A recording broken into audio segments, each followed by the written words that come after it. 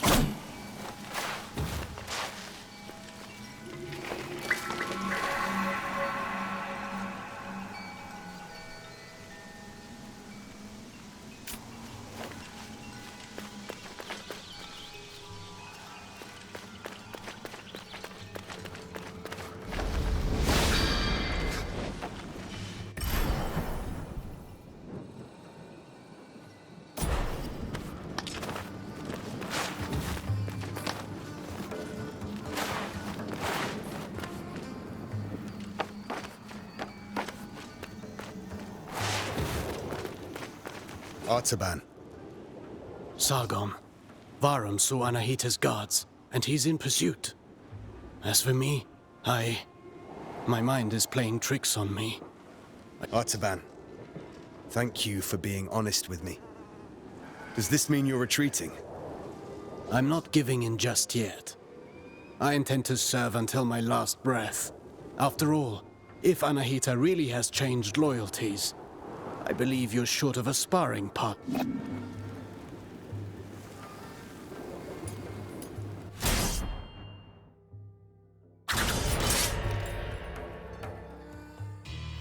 Let's warm up and review the basics.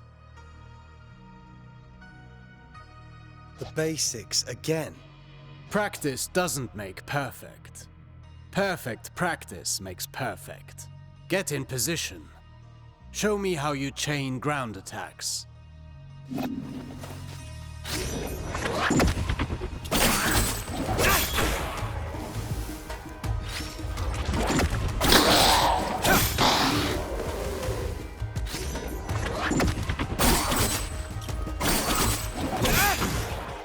Very well. Bear in mind you can redirect your next attack.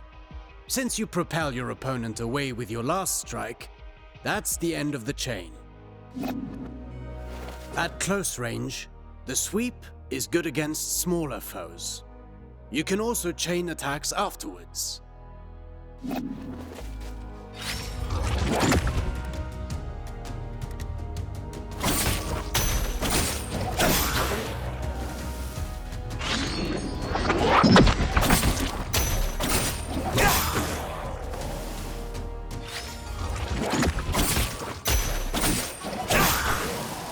An airborne enemy cannot retaliate until they're back on their feet. Make use of that. Perfect to cripple agile enemies. Remember that you move forward with each attack. If you want to keep your distance, the sweep allows you to maintain your position.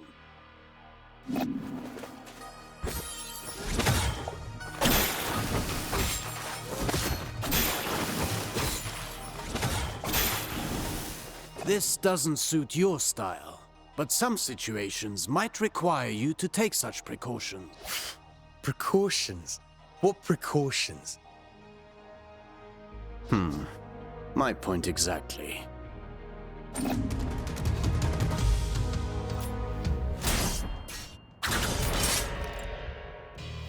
Do you remember what I told you about propelling enemies up in the air?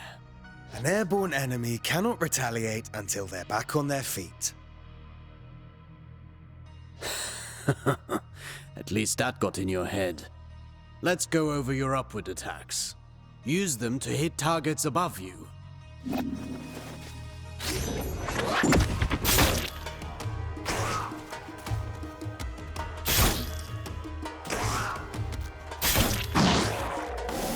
A word of warning. Using the same upward attack twice in a row will lessen its effectiveness. You can also use an upward attack in a fighting combination. Be sure you're within range to strike.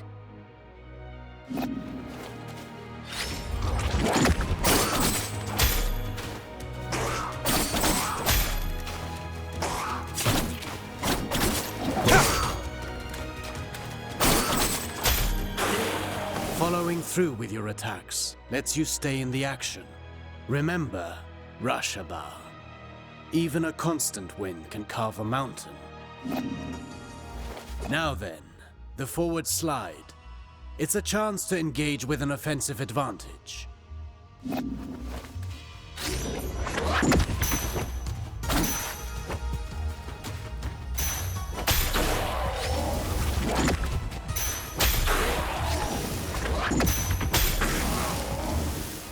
Closing the distance. That suits me. Now let's combine everything. Chase the enemy mid-air after your upward attack.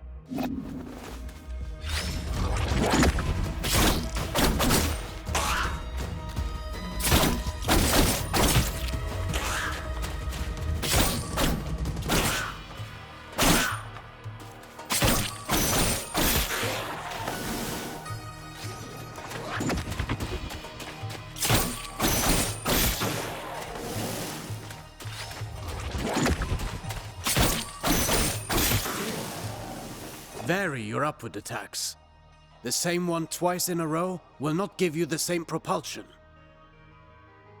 I understand.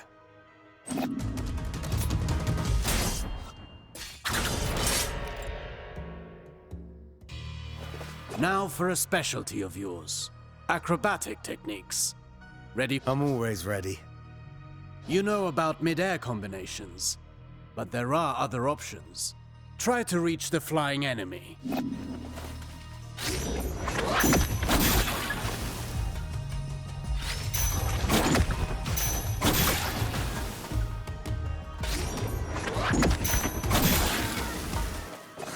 Easy. You cannot chain attacks after this move, but it should prove itself useful in certain situations. Alternatively, you can aim at enemies directly below you. Mind your position.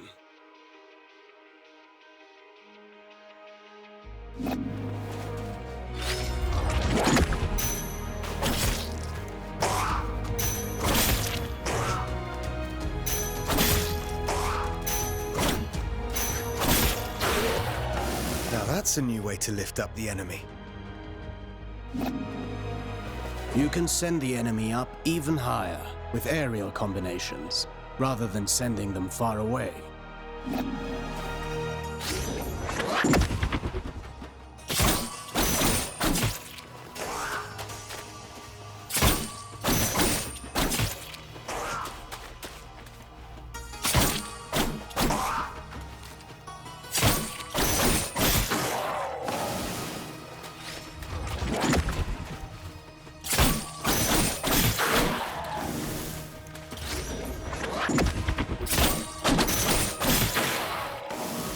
This technique is valuable. You can save on time or throw your foe towards environmental hazards. Should you see a use for it, you can also send them crashing into the ground if you prefer.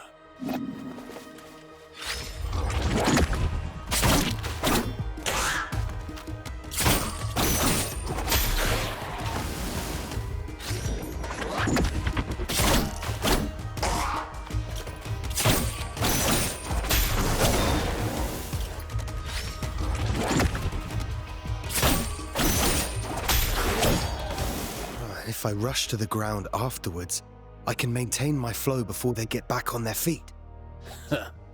For that, you know more than I do. I'm past the age to perform cartwheels at the fair. Huh. Very funny.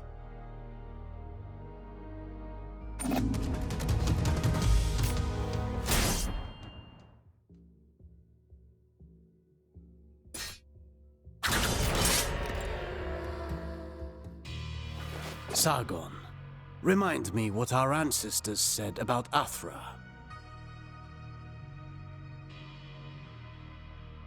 Athra flows through the universe and all living things. As much as weapons are the extension of our bodies, Athra is the extension of our will. Precisely. You've been listening. Athra can be channeled, intensified in your blades, until they are saturated with energy. Athra-charged attacks have several advantages. They can be destructive and even increase your focus.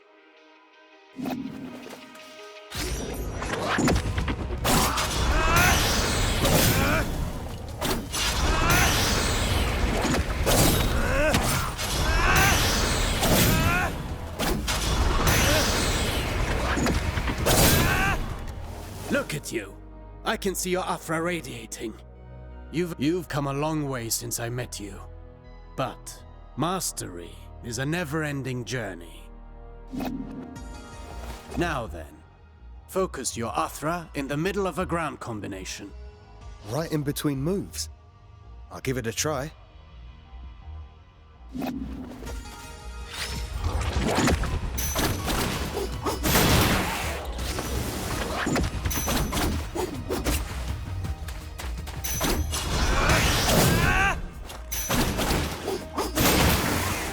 You see that? It's effective at annihilating enemy defenses. And if they do not break, they will certainly be weakened. Are you also able to do that in the air? I've practiced the technique to crush targets from above. I'll show you.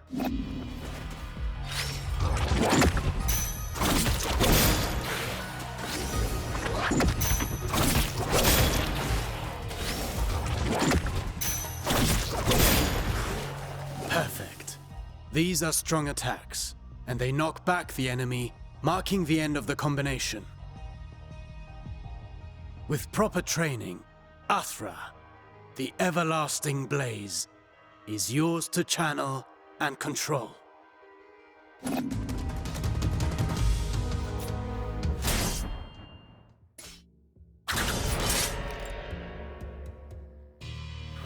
No fighting style rules above all. The greatest combatants understand adaptability. Knowing your opponent's strengths is key to bringing them down. Take massive opponents, for example. They react differently to upward attacks. Give it a go.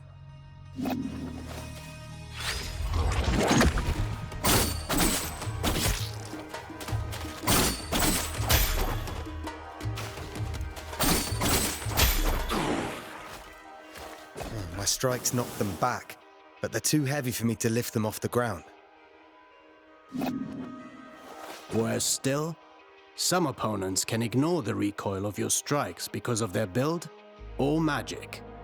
You must be vigilant, as this means they can counterattack during your fighting combinations.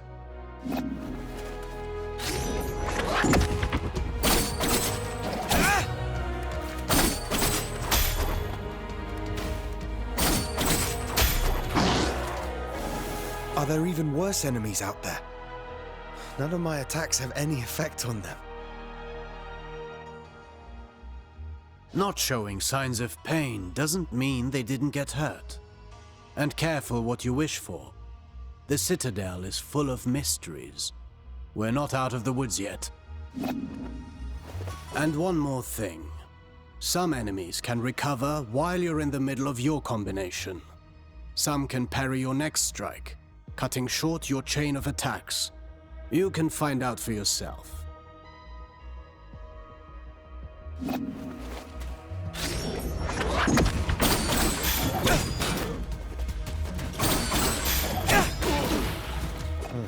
I see more and more the benefit of sending the enemy up in the air whenever that's possible. But you know that's not always possible. The best defense is not always offense.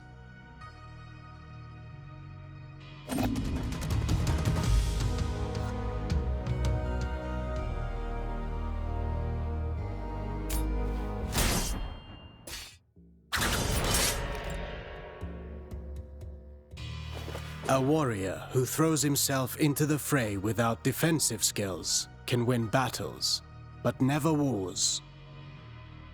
It's not the first time I've heard you say that. The goal is to structure combat in such a way as to hit the enemy without ever being hit in return. Your dodges, backwards and forwards, allow you to pass through enemy attacks and remain unscathed.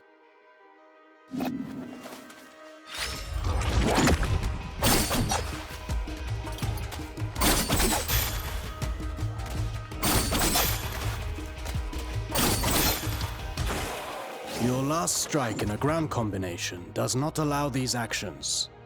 The price to pay for power. You can also end your combination early with a jump. While in the air, you can dodge by doing a backflip.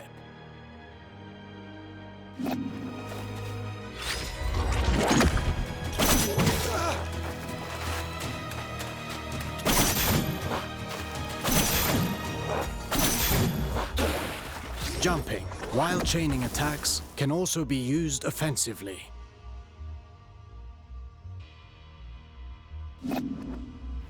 Parrying is the best defense against a head-on attack, turning the table in your favor.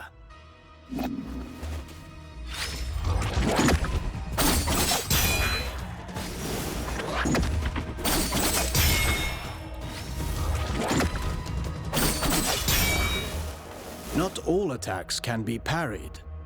If you're attacked from both sides, escaping, parrying, and dodging are not unique to us, Sargon.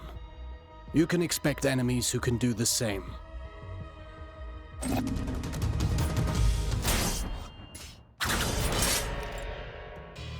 You already know this well, how recovering your balance after striking is when you're most vulnerable.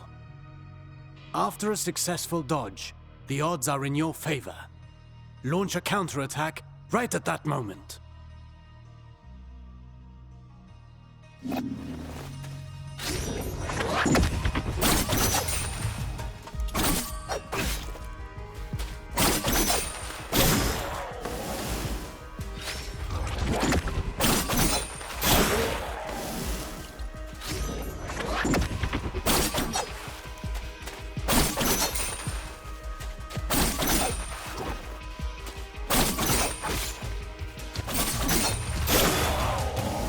I could do this all day long. Attacking from behind is also advantageous, and even more so when the enemy is already engaged.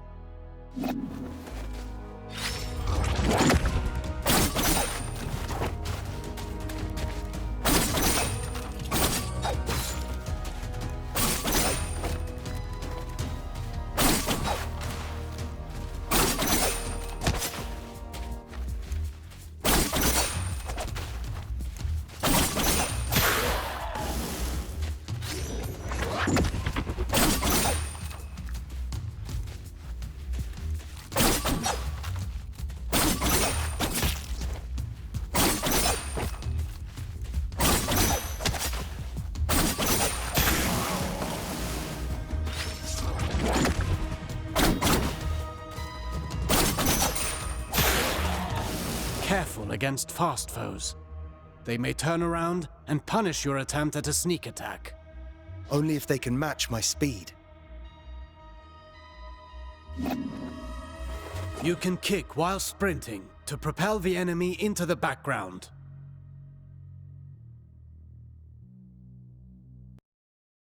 Loud entrance.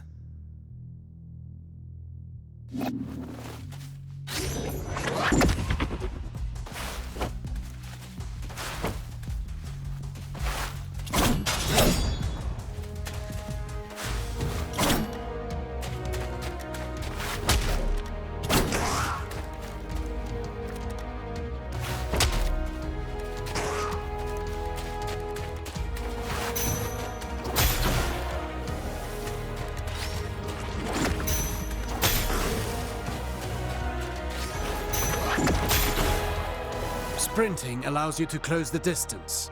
You can still perform an upward attack.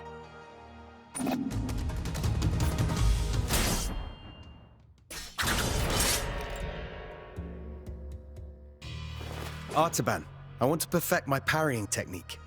What do you have for me? The art of parrying requires perfect timing and faced head.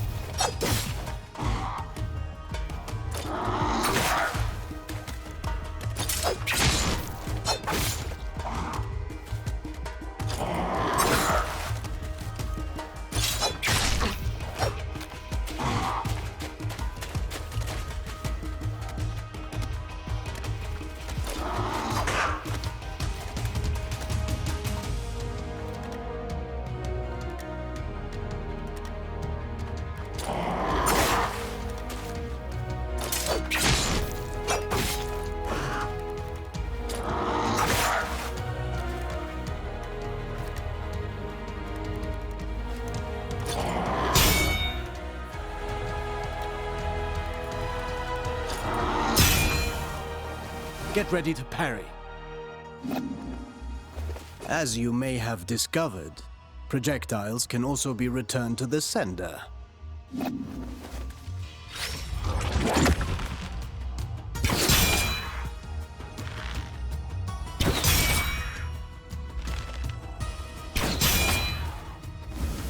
Do be vigilant.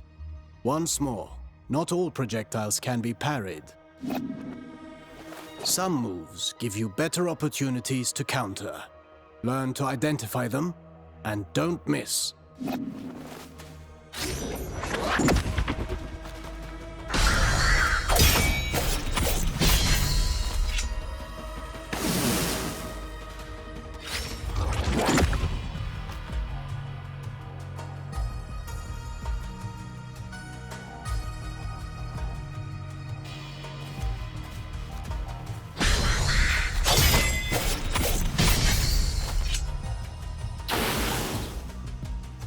Few enemies are able to recover from your Rush-bar counters. Actually, I named them downburst counters. Whatever you say. I wish I could parry any attack. You know that's impossible, even for me.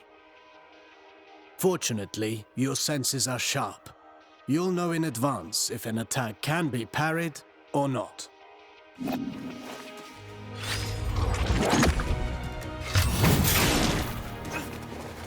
This isn't the whole day's lesson, right? There is a lesson in every failure.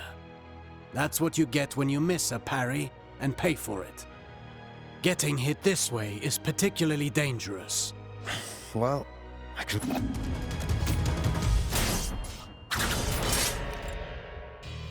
Athra, the everlasting blaze, the unifying energy that interlaces the cosmic tapestry. It's the flame that gives and takes, embodying the very core of existence. Its presence and blessing extend throughout the cosmos. By discerning the cadence of Athra's flow, you can better navigate exercises and cures. Athra bestows stability and longevity upon those who seek its guidance. Sargon, your Athra burns brighter with each successful technique, and can be unleashed all at once. Athra Surge. I've used it before. Get in position and start channeling it.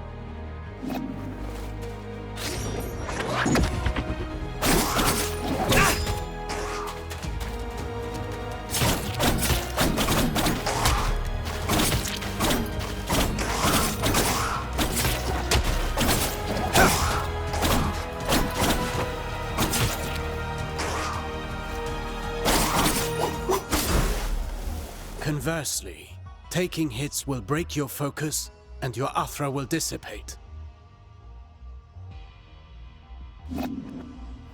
Riskier actions, such as parrying and launching charged attacks, are even more effective. Try to parry this enemy and see how fast you can gather your Athra.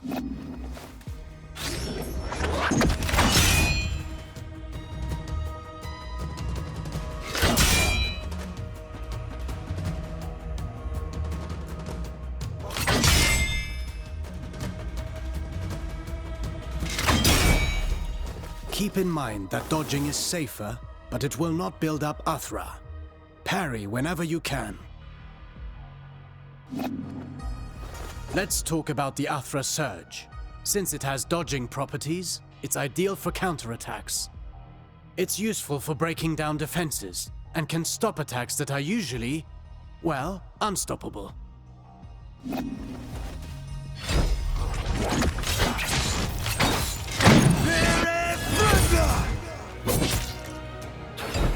Every warrior prides themselves on developing their ultimate techniques, but you can also learn from them.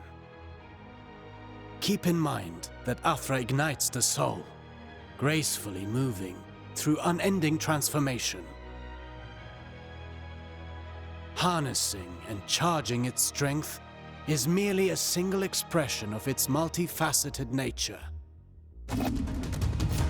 Fine work. You now know all the basics.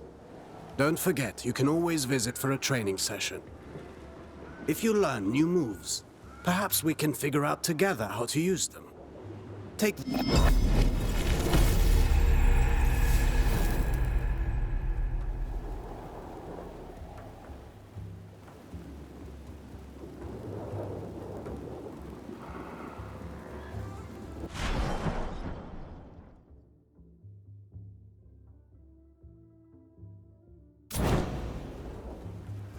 Good to see you.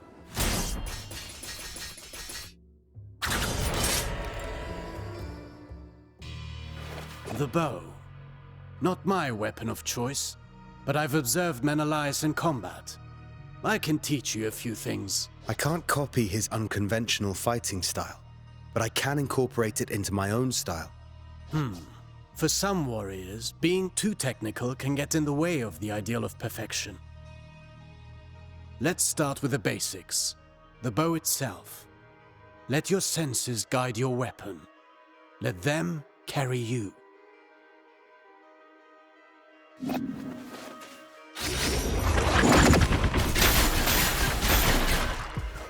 It's almost too easy. Not enchanted, but infused. Shooting an arrow after a jump will halt your descent. The arrows are also strong enough to lift your enemies up in the air.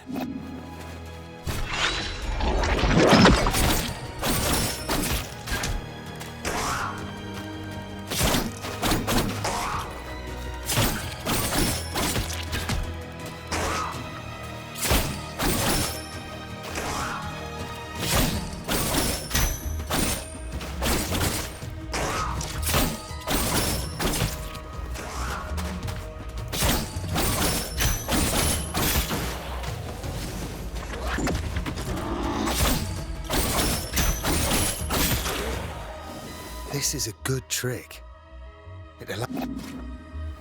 What did Menelaus tell you about the chakram? Not much. I remember him parrying the chakram to have it bounce back. Get ready to parry.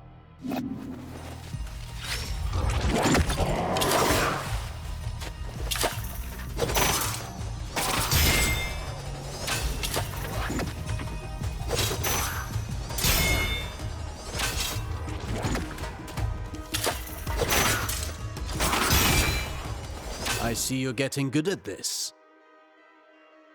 I'm already good. Perfection can't be that hard.